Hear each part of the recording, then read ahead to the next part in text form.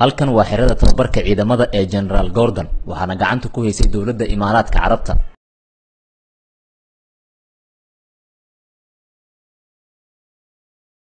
tani markii uu xumaaday xiriirka labada dawladood waxa maanta si rasmi ah xaruntan ciidankii lagu tababarayay iyo sidoo kale gawaari ka kooban 25 cadbile la wareegay dawladda Soomaaliya. Abaanduulaha ciidamada xoogga dalka Soomaaliya ahna kusimaha taliyaha ciidamada xoogga dalka Cabdullaahi Cali Caanood ayaa sheegay in hadda iyo wixii ka dambeeya ay gacanta ku hayaan xirada tababarka ee General Gordon dawladda Soomaaliya.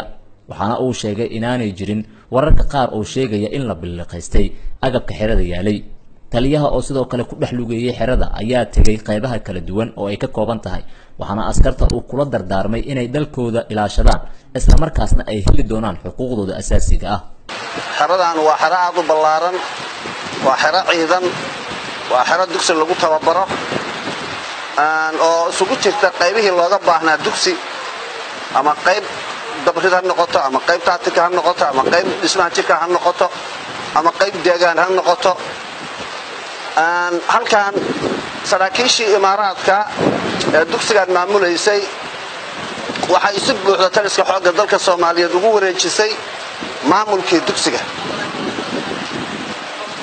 waxaan la wareegnay dhammaan wixii dhismo ahaa oo dugsigu lahaa waa la wareegnay. waxay kale aan la wareegnay qayb gaadiid ah oo ay noogu deeqeen oo ay nagu wareejiyeen.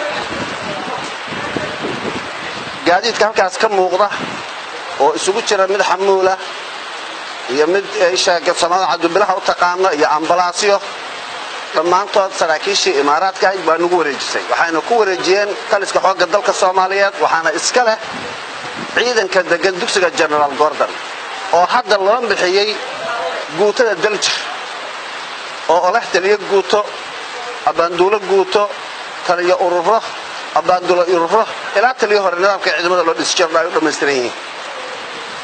hadda ciidankaas halkan degan saraakiishan garbahayga taagan waa saraakiisha xiradan iyo ciidankan iyo gaadiidkan iyo qalabkan maamulaysay. intii ay ayagu saraakiisha Imaaraadka ay ka baxeen sidii hore ay ahayd iyo si ka sii qurux badan yaa gacanta loogu hayay qalabka iyo dhismaha waana nadiif oo dacaayad fara badan oo hadda soo baxay oo la leeyahay warbaahintaas sii deysay dugsigii General Gordon waa la biliqaystay saraakiishii nin walba wuxuu iska qaatay baabuur askartii mid walba baabuur buu qaato waa la kartay. waxaas waa dacaayad.